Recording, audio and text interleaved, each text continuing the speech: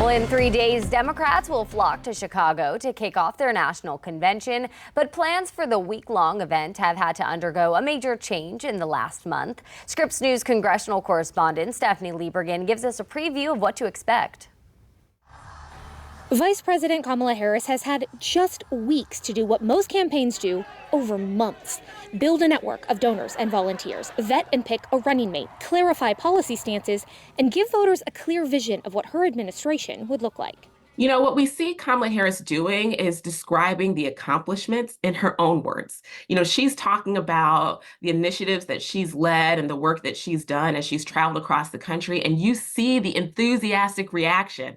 The Democratic National Convention in Chicago will be her chance to lay it all out for voters. It's really like sort of a pep rally. They're really, really excited to see the nominees that they're putting up for the highest office in the land. President Joe Biden is scheduled to be the marquee speaker Monday night. Former presidents Bill Clinton and Barack Obama and former Secretary Hillary Clinton are also expected to speak. Former presidents and former Democratic nominees will be present at our convention.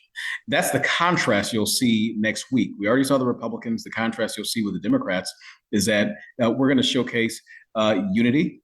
The Democrats are leaning in to new technology and social media. The DNC will be streaming convention content on everything from Amazon Prime to TikTok. And over 200 content creators were credentialed alongside traditional media in an attempt to help bring DNC content to a wider and younger audience.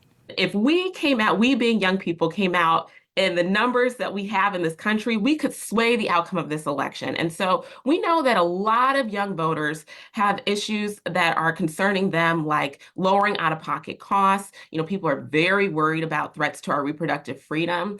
The week will also include traditional convention moments. The ceremonial roll call vote will celebrate the virtual version that happened in early August. Wednesday night, Minnesota Governor Tim Walz will formally accept the VP nomination, and Vice President Kamala Harris will close out the convention with her acceptance speech Thursday night. Stephanie Liebergen, Scripps News, Washington. Taking a look at the roads now, from politics to roads, right? 264 East near that I-64 interchange. This is the major incident that we've had this morning. That crash is still getting cleaned up, heading eastbound. It's still blocking off a left lane and a left shoulder. Please be vigilant if you're driving through that area. Speaking of 264, we're also going to see HOV enforcement, both on 264 from Rosemont Road to City Hall Avenue and on I-64 from the 664 interchange all the way up here to Jefferson Avenue. This HOV enforcement is going to be between 6 a.m. and 8 a.m. this morning. What that means is police will be cracking down, making sure that the drivers in those HOV lanes have a passenger. 2 people per vehicle if you're driving through the HOV lanes this morning in those areas from 6 o'clock to 8 o'clock. All right, let's talk about the Savannah Bananas, or as you Americans say, the Savannah Bananas.